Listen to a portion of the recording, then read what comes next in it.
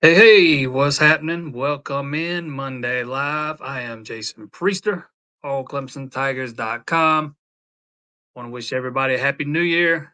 Would have been easy to take the day off and sit back and watch the games. Obviously, I'm doing that right now still while I'm doing this, but figure since we were off last Monday, no need to be off two Mondays in a row. If we don't have quite the same crowd tonight, that's okay. I get it.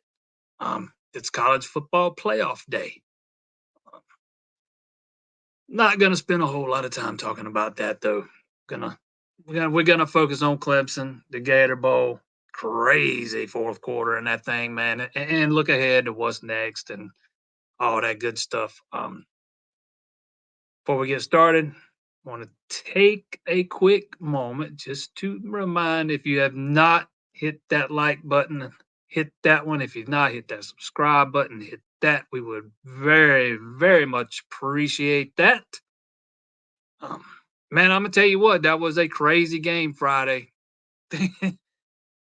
Entering that fourth quarter, things looked rather bleak. I know I didn't have a whole lot of faith in that offense to overcome a 21-10 deficit in one quarter. Just not done a whole lot to give you much faith that they can, do what they did in that fourth quarter, man. It's something we've just not seen a whole lot of this year. Clemson puts up 28 points in the fourth quarter, 118 yards of offense, which it's not earth shattering, but it was efficient. The turnovers led to a lot of the stuff. Kentucky actually had 172 yards themselves in the fourth quarter, but those turnovers were pivotal, and Clemson ended up making a team pay for some mistakes and not making the back-breaking mistake themselves. Thought K Club that was so for most of the day. Really good in the fourth quarter for the most part. Outside of I'm not even gonna give him a whole lot of grief over that last grounding, man, because that one could have went either way. He was right on it. I mean, he was right on the line of the box. You could have caught him in or out. So hard to hard to give him a whole lot of grief over that one. Thought the offensive line did not play well. Wasn't really expecting them to. Matt Luke's not a miracle worker. He's not going to fix everything that ails with that unit in 2 weeks of practice. It's just not doable. Thought they did some good things late though. When they needed to pick up some yards on the ground, they were able to do it in the fourth quarter. And that's a pretty decent front. Kentucky's got they got some size on the interior, but Matt Luke's got a lot of work to do with those guys. And a lot of the times we act like Clemson's got nothing on the offensive line to work with, and I just don't buy into that, man. There's some talent in that room. It's just got to be coached up. It's got to be developed, and hopefully Dabo Swinney's got a guy in place that will be able to do that. But if you were expecting, some dominant offensive line performance from that group, and just because of Matt Luke's addition and 13, 14 practices or whatever it was, probably set the expectation level a little too high. Um, my big thing from the game was Clemson still has trouble pushing the ball down the field. They don't make much of an effort to push the ball down the field. And I really don't. I can't. I don't know why. Um, a lot of the routes are short and intermediate. I mean, and it's not when they do run guys down the field. It's not because they're covered up, man. There was more than one time when Troy Stellato was wide open down the field and never even got looked at. It's like I don't know. He's just he looks to be getting a little frustrated a time or two there too. Um, heck, the one pick that Clubney threw, Stool was wide open. That was going to be a touchdown, assuming the ball's on target. But it's not like guys aren't open, man. There's some guys open down the field when they do run routes down the field, but for whatever reason, I don't know if the play's not designed to go that way, or he's only got one or two reads, or sometimes he don't have time for that kind of play to develop. But You can't put it all on the wide receivers. That's what I'm trying to say. They got some guys that are open down there. They just the ball's not getting thrown to them for whatever reason. I think got a quarterback that's got still got a lot of growing up to do between now and August of 2024 because you got to the next game is going to be a big ass man when you play in Georgia and Atlanta. It's basically going to be a home game for the Dogs. Um, be interesting to see what that point spread is when it comes out. Yes, sir, Eric. Every Monday. Been doing this for over a year now. I think. I don't remember exactly when I moved it over to YouTube, but I've been doing this thing on Monday night for a good while now. We'll keep it rolling every Monday through basketball season, baseball season, and then on through the summer, man. Um, there's always something to talk about. Always something to talk about. For example, football season might be over right now, but heck, January is a big recruiting month, man. You got Junior Day coming up at the end of the month, the final weekend of the month, and I'm gonna write a story tonight about some guys that's told me they're gonna be on hand that weekend. Some big name guys. Probably find out a few more as we get closer to the date. There's always something going on in football these days, man. Um, we can always find something to talk about.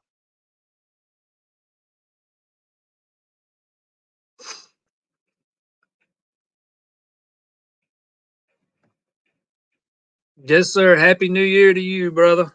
Um, I don't know if I'm going as far out as predicting a natty in 2024, but I would definitely be one of the. I would definitely wish you a happy New Year there.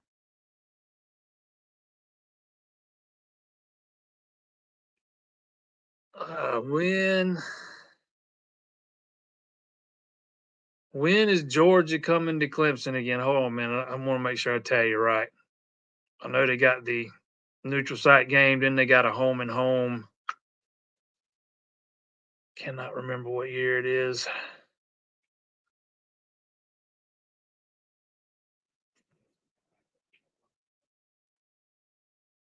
Let's see, they got LSU in 2025 and 2026.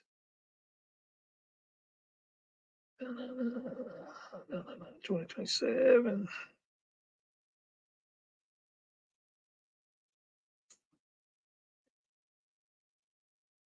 Cannot remember. I'm gonna find it for you. Hold on, give me 1 second. Georgia, September 15th, 2029. I think that's the next time they come to Clemson. 2029.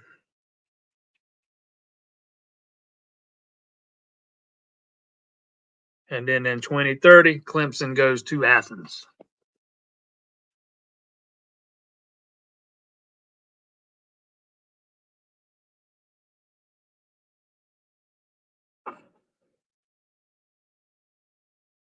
Yeah. Um, not gonna push the ball down the field. Yeah, I'm not. If you're gonna call players names and stuff, I'm not gonna. I ain't going to all that. Yeah, we get it. The quarterback still got some growing up to do. Happy New Year to you, brother. Lawnmower man, he is one of our usual viewers here on Monday night. But yeah, man, we get it. Kate Klubnitz, he's got some growing up to do, man. He's not where any. I don't think he is where anybody thought he'd be at this point. I thought he'd be further along than he is. Um, some guys take longer to develop than others. Look at Bo Nix. Um, look at Joe Burrow. I mean, he's another example of a guy that developed late. I mean, you could go on and on. There's plenty of examples, man. Um, not everybody's going to hit the field. Even not every 5 star is going to hit the field ready to roll day one, year one as the full time guy. You saw examples this year of why that coaching staff was so hesitant to go out and insert Klubnik into the lineup last year when DJ Uyunglele was struggling so mightily. Um, it was evident this year why they didn't pull that trigger. And it's easy to say, well, if they'd have done this last year, then he'd be further along now. Maybe, maybe not. You put him in before he's ready, you could also stunt his development. It just depends on the guy. Um, you don't ever know. Now this one I get on board with you. I would not count on the schedule for the future either. It's going to change. I 100% agree with that. I think the current landscape that college football is playing under right now, I think very soon it is going to be known as the former landscape. Um, I think we are very close to a complete break from the NCAA. This last thing they came out with, where the new subdivision where players or schools can choose to, pay players. I can't remember all the specifics. That's just the first step, man. There a complete breaks coming. I don't know how many teams it's going to be 40, 50, 60, whatever it's going to be. And they're going to go off and do their own thing. And all these schedules are going to get blown up. I firmly believe that. Um, I used to think it was going to happen within the next 10 years. I think it happens within the next five now. 5 years from now, I don't think you got four power conferences. I think you have one or two. I could see a scenario where they all are playing under the same umbrella and splitting the same piece of the revenue or same, splitting up the revenue from the same piece of the pie. Um, it's just like one big league. Maybe they branch off into two different divisions. Think NFL with the AFC and the NFC. Um, there's a bunch of different ways they could do it, or it could be two power conferences that branch off. But yeah, that's where we're heading. So I don't put a whole lot of stock in schedules 5 years from now. Um, Clemson could by 2029, Clemson could very well be in a whole different. Or let me rephrase that. 2029, I 100% believe Clemson's not going to be in the ACC or not what the ACC is as we know it today. Um, it's just a matter of where they end up. They're either going to end up in some type of conference with Georgia or one without Georgia, and if they're in a different conference, that game's going away. Absolutely, 100%. Yes, DJ Uyunglele will now have to face Clemson next year. As most have probably seen, he has committed to Florida State. Um, Cam Ward decided not to go there, so DJ was the fallback option for the Knowles. Let's just call it like it is. If he was their top choice, he'd have been committed a while back. Um, I've seen a lot of shade thrown at that kid today about how he's moved from one spot to another, and I don't know. It's hard to throw shade at anybody wanting to leave Oregon State.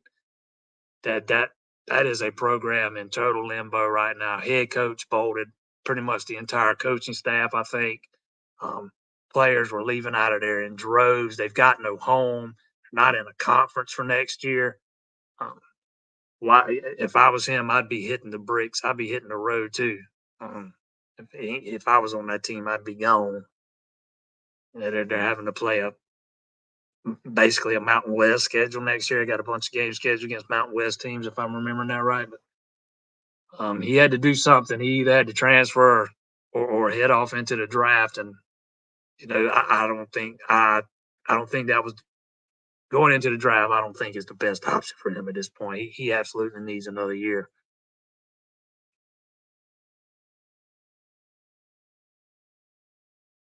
Offense is just very, very flat. Not scary, not a threat. Yeah, I think Garrett Riley's got a lot of work to do in the offseason. The offense is not what most had envisioned under him in its first season under him. Not what I envisioned. Absolutely. I think he's still got a lot of work to do. I do think he was handcuffed a little bit by, you know, quarterback play that is not at the level that it needs to be. Uh, uh, Offensive line that was a disaster for half of the season is not very good at doing what he wants to do. Kind of handcuffs your play callings or handcuffs you from a play calling standpoint. Um, you know, when they got that offensive line during the season, man, when they got out and tried to pull for some of those running plays, man, it just looked bad at times. I thought they looked a little bit better when they did it a little bit in the Gator Bowl, but they still got a lot of work to do in that regard. Fortunately, again, I think Matt Luke's got some talent to work with. You got all four starters coming back, plus a couple other guys that have started games. Yeah, the only spot that's open is center, and you got Ryan Linthicum, who you've been kind of prepping for that thing for 3 years now, and you also got Harris Sewell, who you can slide in there. I think he's an option at center. It's probably going to come down to those two guys, and they'll be battling it out in the spring and the fall. We'll see who comes out on top, but it's going to be interesting to see where Luke slides who into where, what spots, who he decides he wants to play tackle. Does he move some guys around from where they have been? Because again, I think you got some talent to work with. I don't think they've been coached up very well the past couple of years. Let me rephrase that. I don't think they were coached up very well this year to do what Garrett Riley wants to do on offense. Let's put it that way.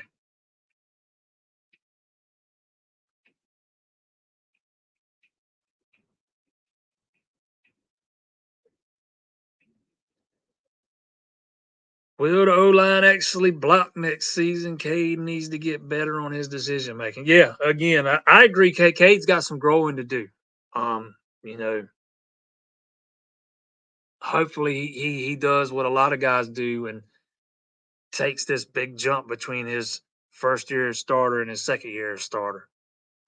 Unfortunately, I'm not sure there's anybody there to really push him because I don't know where Vizina's at right now. You know, maybe he takes a big jump and he's capable of really pushing Cade and not in a coach speak sense, really pushing him.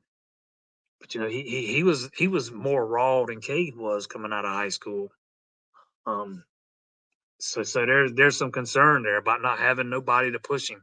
And it's easy to say, well, go to the portal and get somebody. It's hard to go find a quarterback to come in and push your starter unless you're going to guarantee that guy the starting job. Um, no quarterback wants to come and battle for a job when he can go somewhere else and have the job. I mean, Clemson lost out on a couple of them offensive linemen in the portal they were chasing for that very reason. Clemson was not offering up a starting spot. Keelan Rutledge, who ended up at Georgia Tech, was probably the best of the bunch and probably had a shot at least come in and compete for a starting spot. No way they were going to guarantee him one. And Georgia Tech does that. They tell him he's going to come in and play, and he goes there. Kind of is what it is. It'd have been, in a perfect world, Clemson's able to land a quarterback in the 2024 class. But having Klubnik and Vizina and both those guys being underclassmen, it just hurt them with the guys they targeted. Who wants to come in and be the third guy on paper? Who wants to come in and battle two guys that are only a year ahead of you? Really, it's going to be in this NIL and portal day and age. It's going to be harder and harder to stack quarterbacks, harder and harder, and you got to decide. Especially when you're looking at a transfer guy, you got to decide whether he's worth the money he's asking for. You don't want to overspend on a guy. I mean, it's just a lot of things that go into it. Best case scenario is Vizina takes a big old jump and he is capable of realistically pushing Klubnik into spring because competition makes everybody better. And Klubnik absolutely needs to be better.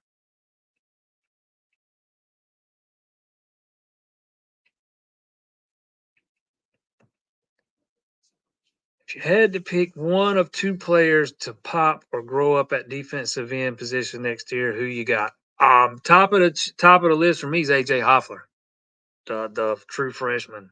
He'll be a sophomore next year. I think he's got a high ceiling. Number two,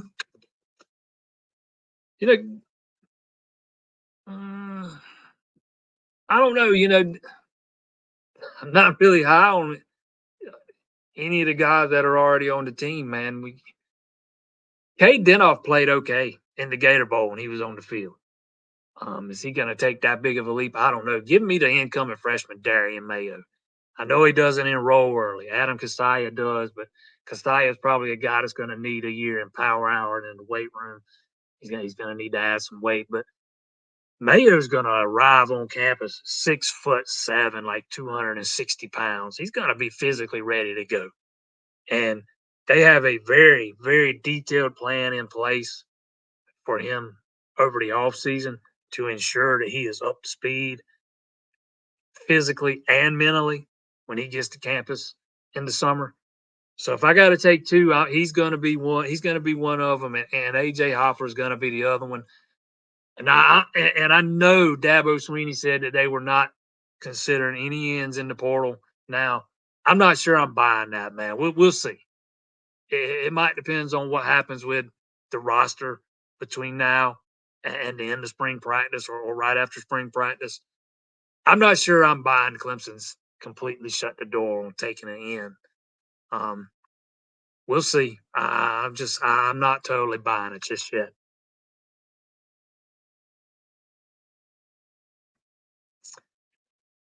Very different from filling gaps and building a team with the portal area. FSU was an embarrassment with all the quitters. Sad. I can't argue against that, man. If you live by the portal, you are taking the risk that you are going to die by the portal.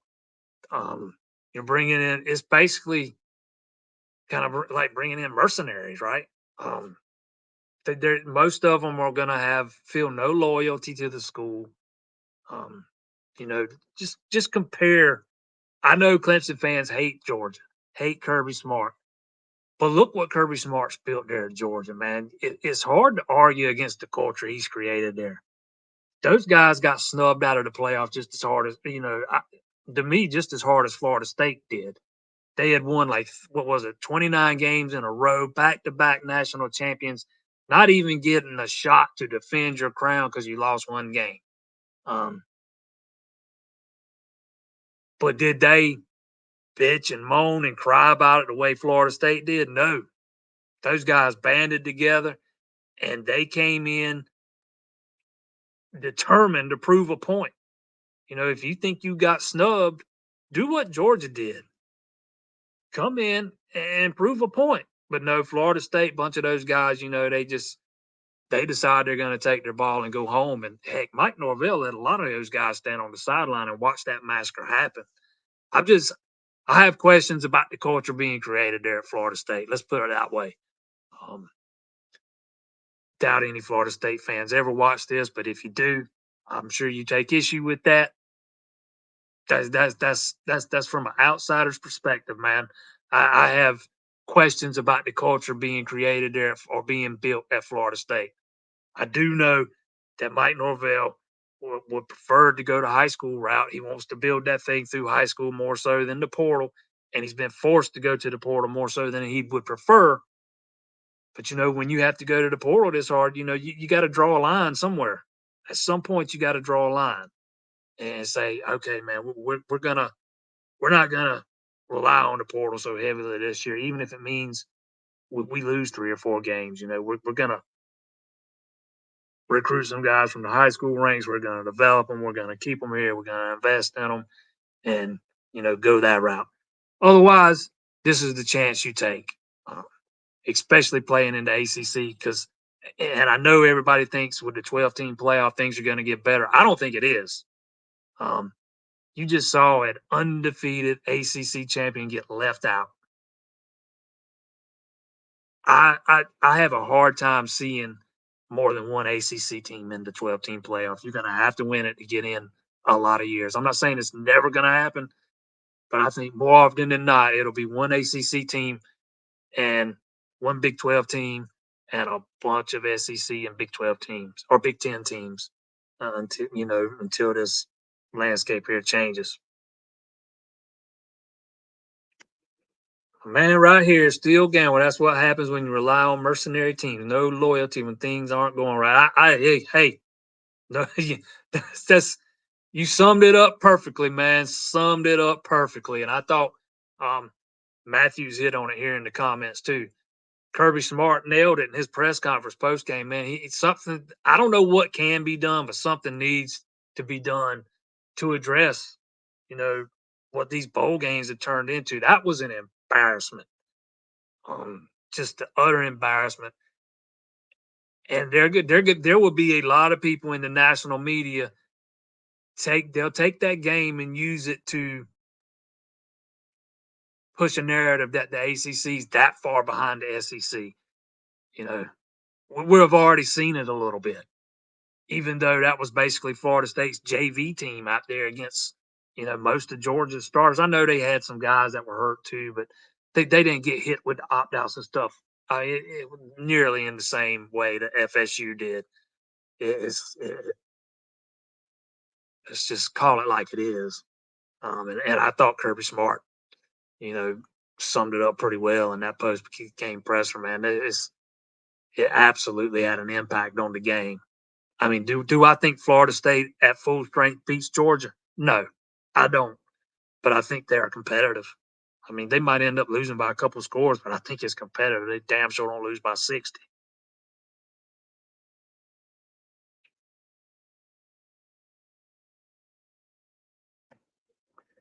Don't make the playoffs. They will opt out. I think Dabo is making the right call and be a little picky on who you need from the portal. It's just filling holes, not for permanent fixes. This is just an assumption on my part. And Dabo's always said that he's open to use the portal to fill in some holes or gaps is what he likes to call them. And I think that's what they tried to do with the offensive line in this cycle here. I wasn't a big fan of the philosophy because I think if you're going after guys in the portal and you're going after guys you're looking to continue developing, you're probably not going to hit on them. Somebody else is going to come along and offer them a starting spot, and they're going to go elsewhere. And that's what we saw with, Rutledge and the kid from Tennessee. Uh, you know, that's just the way it is in the portal. I guess nothing wrong with taking a shot, particularly with the way offensive line recruiting went in the 2024 cycle with all the misses you had. Hey, take a flyer on a couple of guys and see if you can make up for the misses you had in this class. Although at the same time, I think Clemson finished strong. Elijah Thurman was a big get there on signing day, but to me, Mason Wade's was a big time flip, man. I think he's going to be a really good player for Clemson. Yeah, I think he can be a multiple year starter. Not saying he comes in and starts year one, but I think he can be a multi year starter on that offensive line.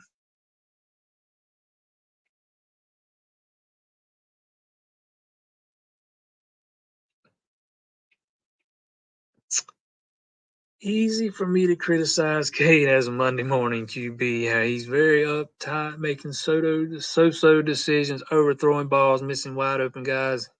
He is a tough kid. he need on top of needing to take another step in his development, he needs to add a little bit more bulk before next season. There's no question about that. He could stand to add another 8 to 10 pounds of that frame to help absorb some of those big hits he takes because he takes some. But yeah, that's another thing that I hadn't touched on, man. A lot of the times when he's throwing the ball over the middle of the field, he tends to throw it high, and he's going to get one of those guys hurt one day if he doesn't, improve in that regard. And it's not just a here there type of thing. Matter of fact, me and Zach have talked about this thing a bunch. You know, Zach says it all the time. Man, he's going to get somebody killed. He's going to get somebody killed because he has a tendency to throw them high, and he has a tendency to hanging on to the ball a hair too long, which also leads to some of those big hits across the middle. You get rid of it just a split second earlier or a half second earlier. Um, your guy can avoid that hit, assuming you put it in the right spot and he doesn't have to go up and get it. Yeah, that's something else he needs to work on, his ball placement. Some of those throws across the middle of the field.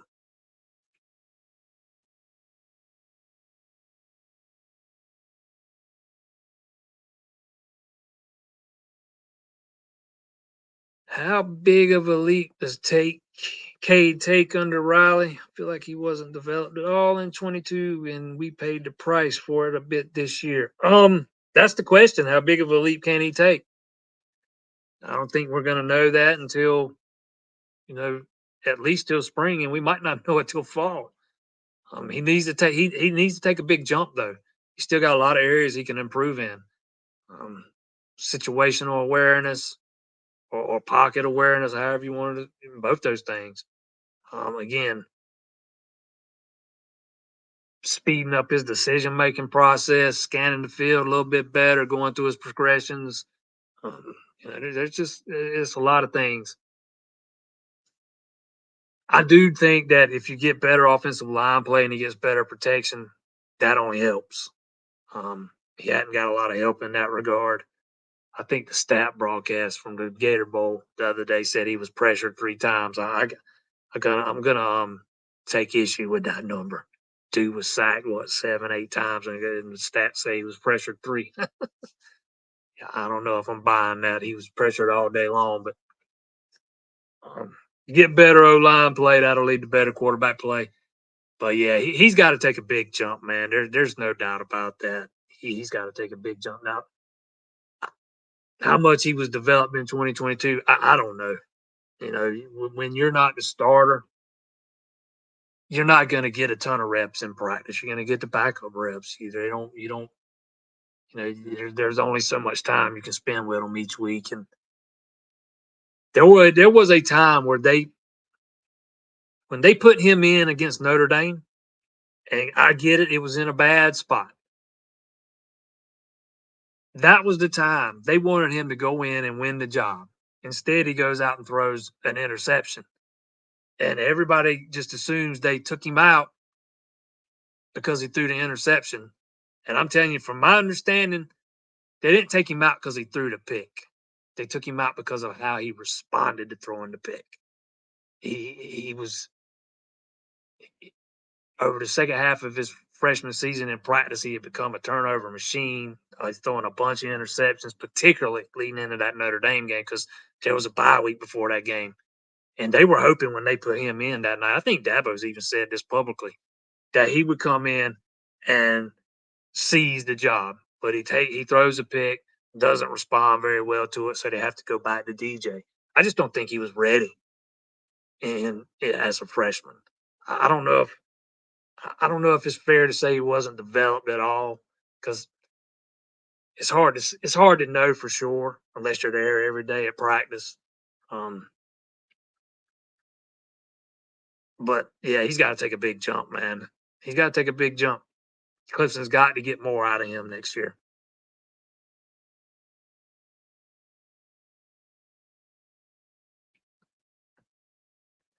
How will the Shipley injury affect his decision for next year? You know what? I think Shipley's coming back. I did not feel that way 2 weeks ago. Um, I was kind of led to believe that while talking to somebody over the weekend. I don't know if it's a decision that's set in stone yet. And this was based off information that was before the Gator Bowl. So I don't know if the injury changes his perspective. That's just something we're going to have to wait and see. But I think going into the Gator Bowl, I think, the chances of him coming back were much greater than him leaving. And I wouldn't have said that 2 weeks ago. But there's always a chance that, hey, he gets hurt there, man, and looks for a minute like he's got a torn ACL or something. That can always factor in and change somebody's mind in a heartbeat. If he leaves, he's not a day one pick. He's not a day two pick. I mean, I don't think he goes any higher than the 4th round at best. I will say this. I'm kind of ready to see what Jay Haynes can do. I want to see what David Ajamu can do next year. And if he gets Shipley and Moffa both back, that's going to really limit the carries of the guys behind them. Did like seeing Keith Adams playing fullback the other day, though, when they went under center there on the goal line. That was pretty cool.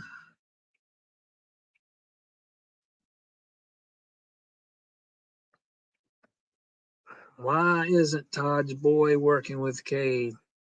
Who's to say he isn't? I mean, I can't tell you that he is or isn't.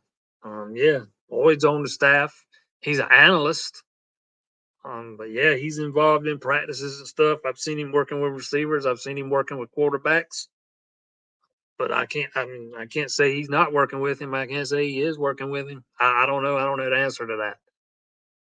I have to be at practice every day, and the little bit they let us watch, they don't show us anything, man. We might get to see some individual drills, or I'm working on special team, and every now and then on the 2 minute drill, but that's about it.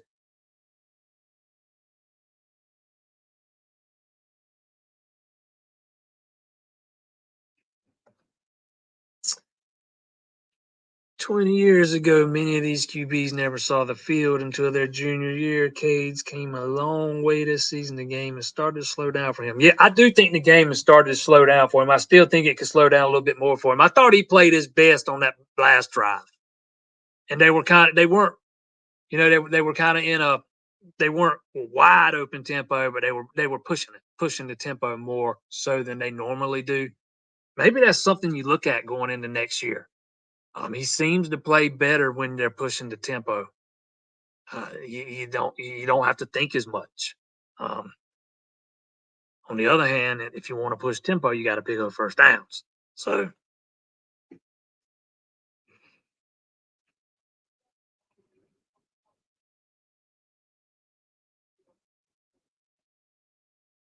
wasn't Riley building a relationship with Cade since he was trying to recruit him? Yeah, they um Riley knew Cade from when he was on staff at TCU. Yeah.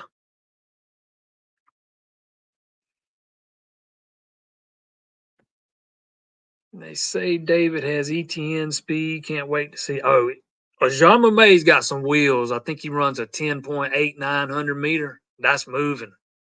That is moving.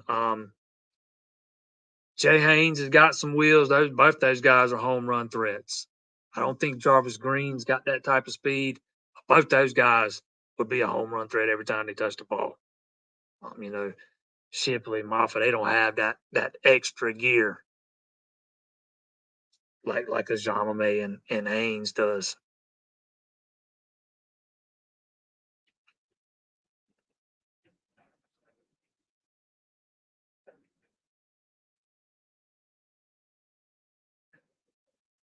My thought is Moffitt is a stronger runner than Shipley, and Shipley is better at catching the ball. I've always thought Moffitt was a little more well-rounded than Shipley. Um, I said that when they were both coming out of high school. Um, I think Moffitt's probably got the higher ceiling once they get to the next level. You know,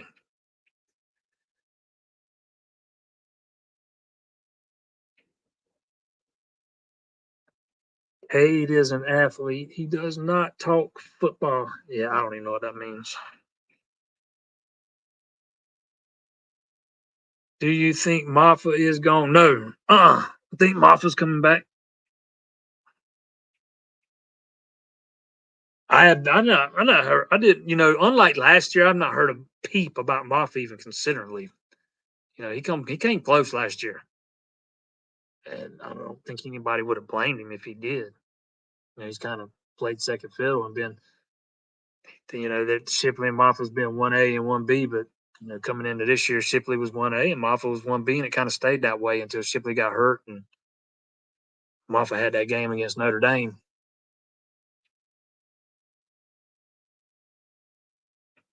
But as we sit here right now, I think both those guys are coming back.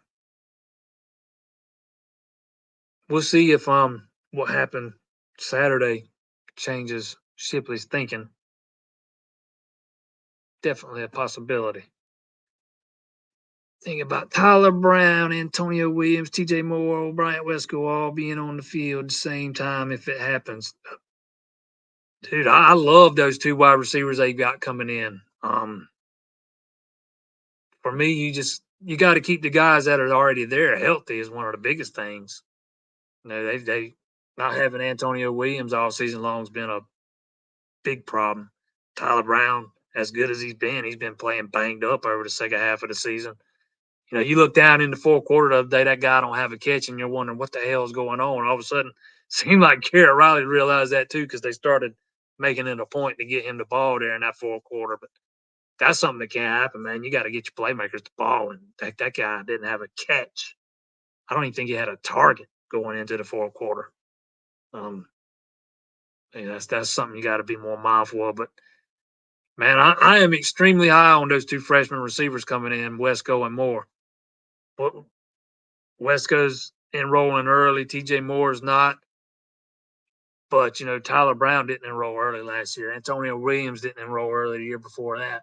So those guys are going to have opportunities, man. I could see TJ Moore becoming that alpha dog out there on the boundary that Clemson's just kind of lacked.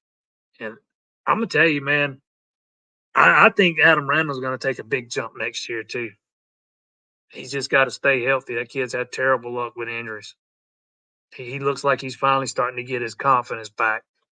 He looks like because most of this year he's played like a guy with absolutely no confidence. He's out there playing timid. Looks like he's running in quicksand at the time. Looks like looked to me like over the last 2-3 games he was finally starting to come out of that funk.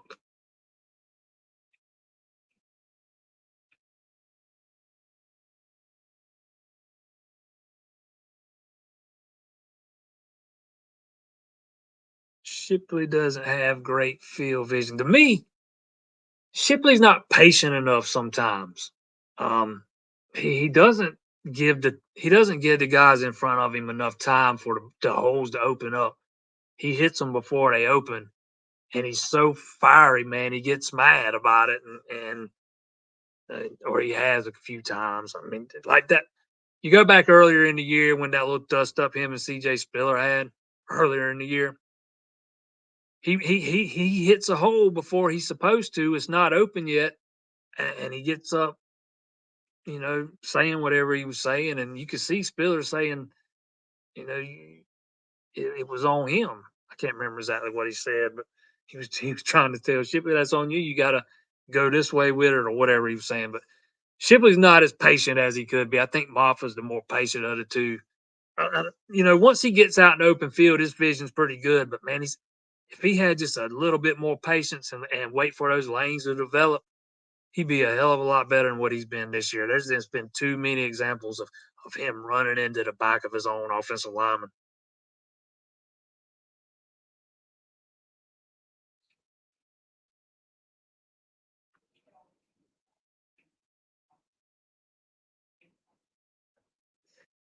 I think if we can get just a little downfield passing game, I think it will help the O line. They playing a ton of snaps. Yeah, Clemson's got to be better at pushing the ball down the field. When you have to rely on 8, 10, 12 play drives every time when you go down and score, the chances of you making a mistake increase. The more snaps you take, the more the higher the percentages of you throwing a pick or fumbling. Clemson's got to get better at picking up those chunk plays, man. They were terrible. They ranked it. Last I looked, they ranked like 104 in the country in plays of 20 yards or more. It's just been abysmal. And again, you know, people like to say, well, the wide receivers can't get no separation. They ain't got no split. If you sit up on top in that stadium and watch those wide receivers, there's plenty of times where there's guys open, man. They're just not getting looked at for whatever reason. I don't know if the quarterbacks, I don't know if he's just being given two reads or what. I don't know how they got that thing designed, but and it seems to me like more often than not, it's Stellato who's open and never getting looked at. And he's down there, he got his hands up in there. Hey, man, I'm wide open. But it's definitely something they've got to be better at next year.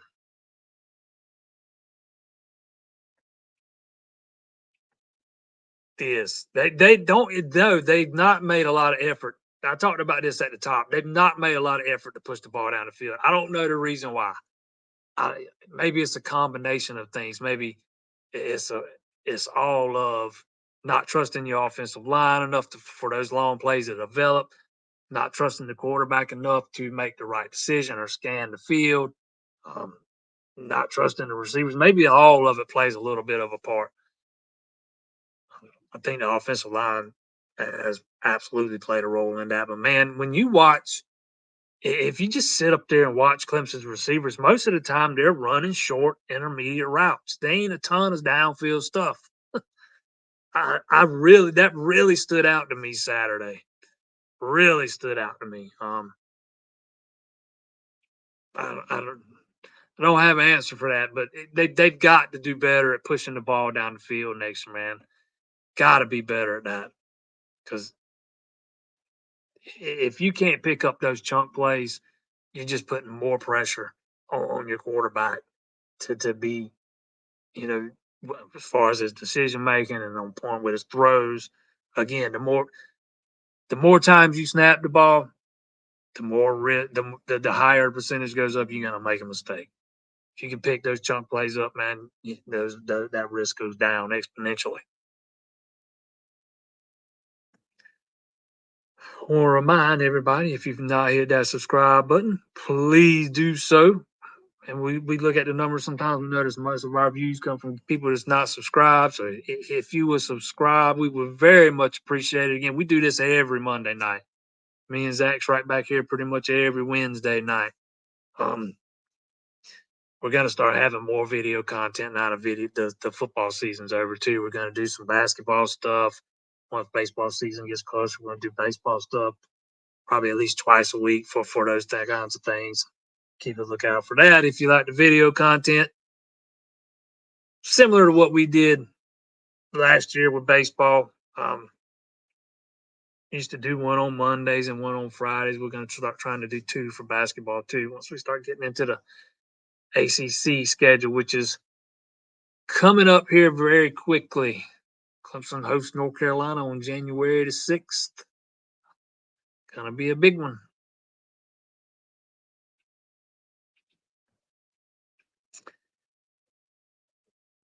Stool is vital to the team with lackluster receiver play. I see him getting even more targets, being a top 3 tight end on draft boards. If he's going to be a top 3 tight end on draft boards, he better take a big time jump next year.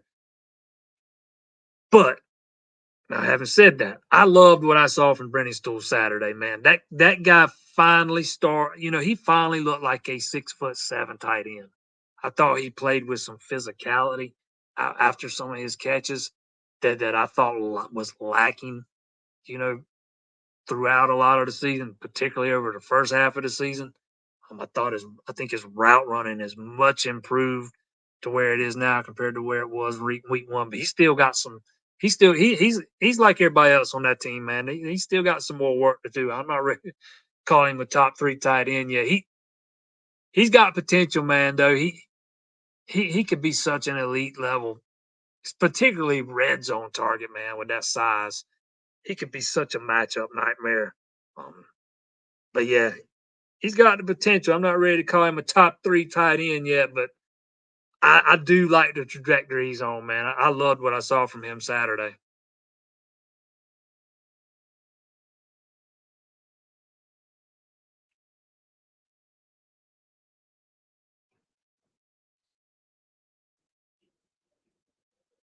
Since Turner got hurt, they haven't went downfield because they don't have the speed without Turner. See, I I don't buy that, man.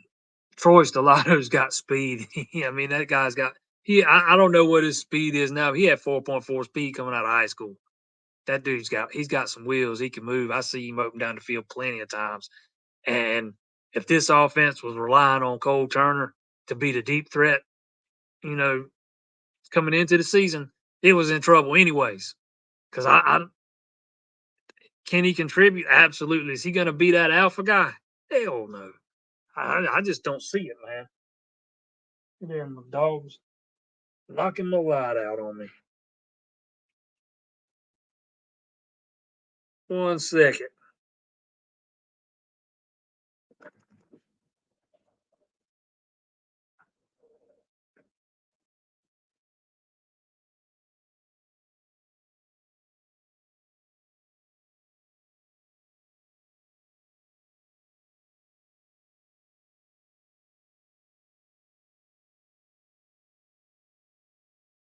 All right, lights back on. Yeah, Tyler Brown's got speed. Cole Turner's not the only guy on that team that's got speed. And I think straight line speed's overrated anyways. To me, it's more about burst and explosiveness and how you run your routes and how quick you get in and out of your breaks. Again, man, I'm telling you, there's guys open down the field. Quarterback just don't see them.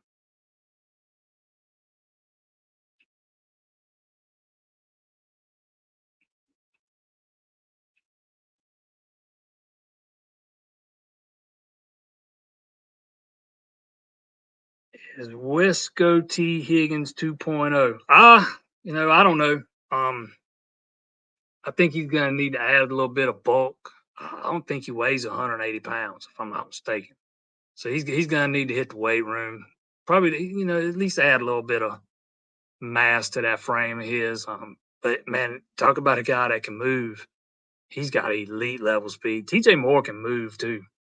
He might not be quite as fast as Wesco, but both those guys have wheels, man. They're gonna bring a whole new dynamic to this offense. A dynamic that's been missing. Clemson hasn't had one of those elite level boundary receivers in 3 seasons now. It's it's a big part of what's hurt. Is it gonna? Are those two guys the fix? No. Again, I think you need your quarterback to take a big jump. Your offensive line got to be better, and then your receivers has got to be better.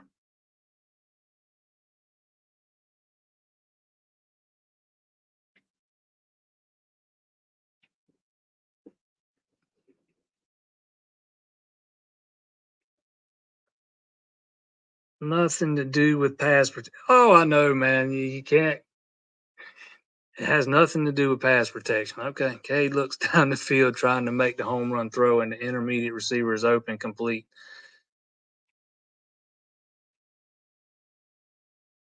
And intermediate passes and long ball will open. Yeah, I don't know what you're trying to say. So I can't really. I don't know. If you think Clemson's pass protection's been fine for throwing a deep ball this year, I guess we'll agree to disagree.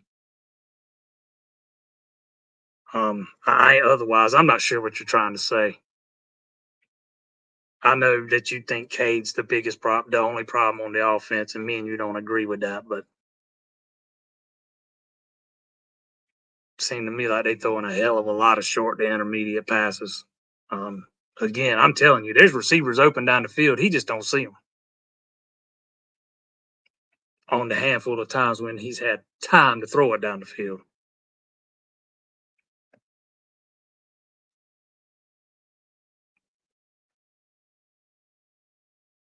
Yeah, I've seen him throw it way too soon for pass protection being lacking too. I'm not sure what you mean by has nothing to do with pass protection. You got to have pass protection if you want to throw the ball down the field. Those plays have to have time to develop, and if you don't get the time,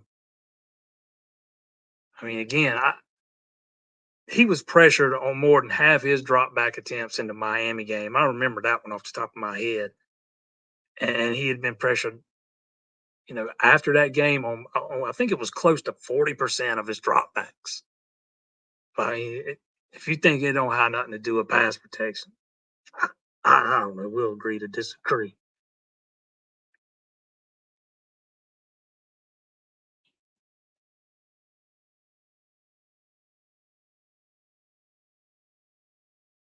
Yes, we know Cade holds the ball a little bit too long, but man, it ain't that long all the time. It ain't just one thing.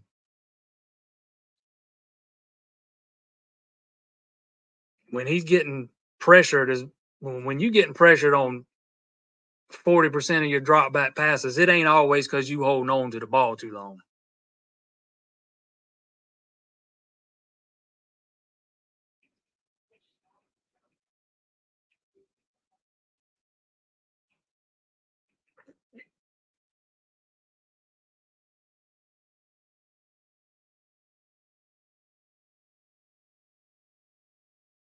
No, pass protection does not fail every play, but it fails on a lot of them.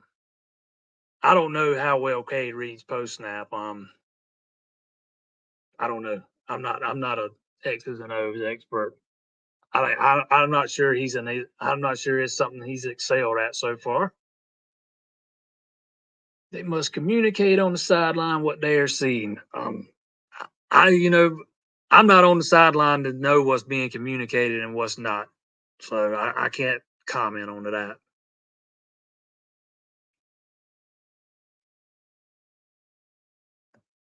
Play calling has got to be better. I didn't have a problem with the play calling in the Gator Bowl. I mean, I don't, I get it.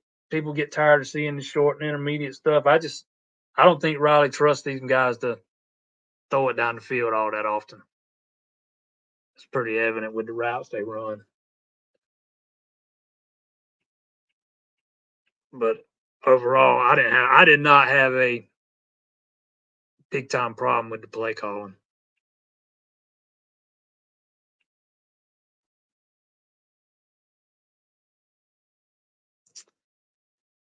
Feel good about the defense, but I think we need one or two good cornerbacks. Oh man, I think Clemson secondary is in pretty good shape. Little disappointed with some of the bust the other day. Um, you know, and best that I could tell, a couple of those things were on R.J. Mickens, who's one of your more veteran guys. Now I might be wrong on that, but that's the way it looked to me. Um, I think Avion Terrell has the makings of a shutdown corner, man. I think he's going to be really good. I think Shelton Lewis is going to be really good. I love both the guys they brought in this class, Tafoy Fegan, um, Corey and Gibson. Gibson's one of the top corners in the class. He's a guy that's going to. They're two guys that probably going to need to have a little bit of bulk. But you got some guys. Jaden Lucas, if he can stay healthy, I think he's got a potential to be really good. You got some guys. I mean, push come to shove, Khalil Barnes is capable of playing corner, but I like what Clemson's got at corner, man. I like what they've done. I like what they got at safety. I'm not too worried about the secondary. Disappointed in the bust we saw the other day, but again, I think a couple of those were on the veteran safety and not the young guys. I might be one of them. It was hard to tell. I thought Mickens was supposed to be on the opposite side of the field that he was. It looked like Barnes thought he was getting some help, and the help wasn't there, so the guy went right by him. If that's on Barnes, then it's hard to tell by the replay. Or it is for me, anyways. But no corner is going to be perfect. I thought they tried to pick on Shelton Lewis a lot the other day, but we talking about a guy that I think he had played 90 something snaps coming into that game, and he had to go out there and play the entire game because him and Terrell were the only two guys healthy.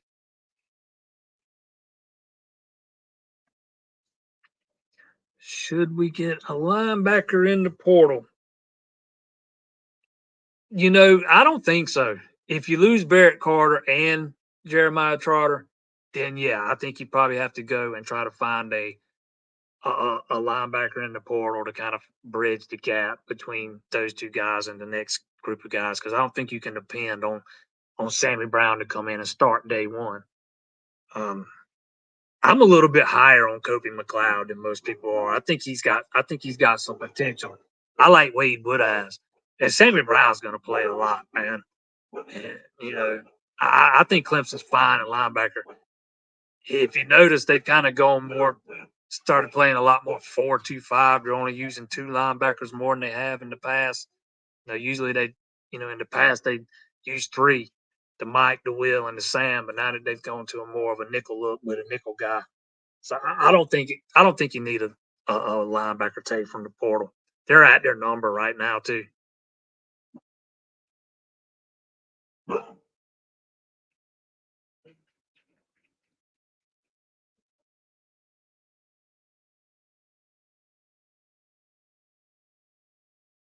Witnessing in person in a Notre Dame game, he has people open a lot, don't see them, especially. Yeah, there's receivers open sometimes, man. You just don't see them, man. And I'm telling you, it, it seems like it's more often than not, it's the lotto that's open and who he doesn't see. and it might just be catching my eye because Tolato's the one jumping up and down there when Klubman doesn't see him. But yeah, they've had some opportunities. They just hadn't he just hadn't pulled the trigger. He hadn't seen them, or he has to check down too fast, or whatever it is. Again, I mean, if you're trying to get me to admit Cade's got some more growing to do, I readily admit that. My only thing is I'm saying he's not the only problem.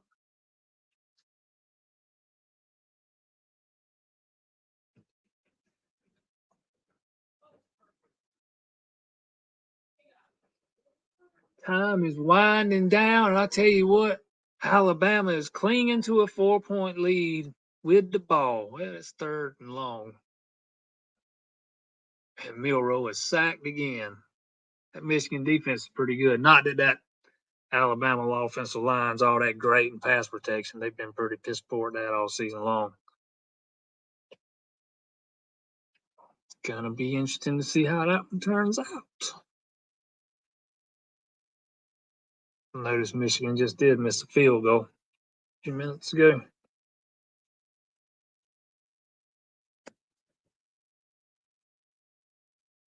Cade needs to go through his reads a bit quicker, scan the field more than he does. If he can get time. Yeah, I just don't know. And Bama hits a field goal, and it's now 20-13. I'd love to be on the sidelines in some of those huddles and hear absolutely what's being said and what's not being said, and what the actual play calls are and stuff, and actually how much freedom he actually has. Because I don't think he has as much as people assume he does. They took a lot of the RPO stuff out, it looks like, throughout the season to kind of simplify and dumb it down for him a little bit. But yeah, man, he's not as far along as I thought he would be. Hopefully Chris Vizina can push him in the spring because he needs that competition, man. He needs that competition to push him to be better. He needs somebody chomping at his heels. If you don't have anybody chomping at your heels, it can make you complacent, even unknowingly. That's just human nature. So hopefully he's going to have somebody pushing him at least a little bit in the spring because Vizina's really the only guy on the roster capable of doing it. It's not like the job's going to be opened up or anything, but hopefully Vizina takes a big jump between year one and year two. When he was coming out of high school, I always thought he was going to need at least a year, maybe two. Hopefully it was just a year that he needed, and because man, he's got a big arm. He's actually pretty mobile for a guy his size. He's a much bigger quarterback than Cade is. He's got a bigger arm, strong arm. That's another area Cade can improve in. Get not just adding a little bit of bulk, but getting stronger, man, and getting his arm a little bit stronger. When they do throw it down the field, his balls hang up in the air a little bit. And when you do that, it tends to allow the safety to kind of make up some ground when he's been beat. So just add that into the list of things he needs to improve upon before his junior campaign. Tell you what, man, we had more people on here tonight than I thought we would with the playoff game being on. How many of the new recruits were at the Gator Bowl? I know I saw Sammy Brown at the practices, but not in uniform. Yeah, Sammy was there, but he was hurt. There were several there. Tavoy Fegan was there, Corey Gibson was there, David Ajamame was there. I know I'm forgetting some. Nolan, the kicker was there, Nolan Hauser. Golly, I can't remember who else, but yeah, there were a bunch of them there. But Sammy was not able to practice because he had a high ankle sprain in his last high school game. He's not going to be able to play in the All-Star game. Corey and Gibson, Christian Bettencourt is playing in the All-Star game, but Corey and Gibson and one other, Bryant Westco, are playing in one of those big All-Star games this weekend, and Gibson's not going to play because he's unhealthy, and Brown's not going to play because he's unhealthy. Westco will be playing.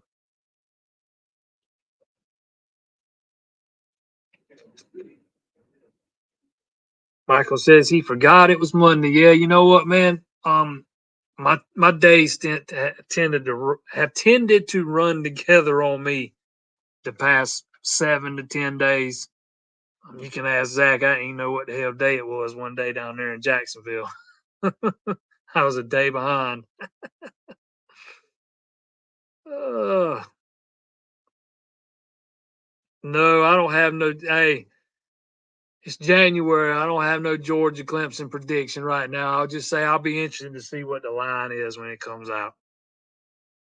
I'll be surprised. I don't think it's going to be double digits, but I think Clemson's going to be 7, 8, 9 point favorite underdog. The field goal at the game wasn't. Hey, you know what? I hadn't mentioned Jonathan White's, man. What a way to finish that. Finish off his career 6 of 6. And that 52-yarder.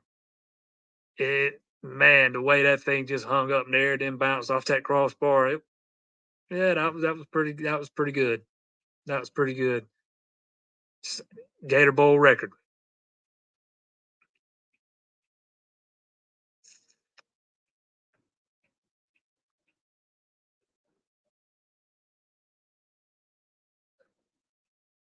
There it is right there. 62.4% of our viewers come from people that are not subscribed. So if you're not subscribed, we would ask you to please do that for us. Man, not a bad crowd on this Monday night considering Alabama and Michigan are currently locked in a very tight battle late in the fourth quarter.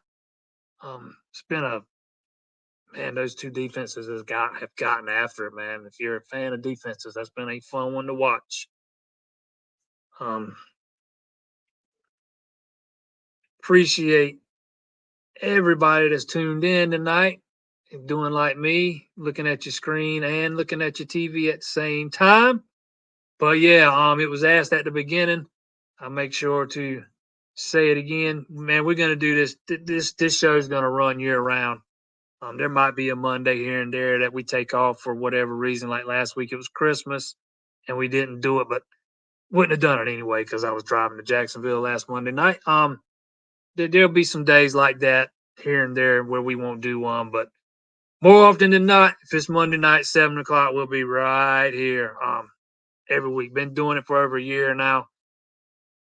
Appreciate everybody who has helped turn this thing into what it's become. Man, it's fun hanging out with you guys every night. And we will do it again next Monday, 7 p.m. right here. See y'all then.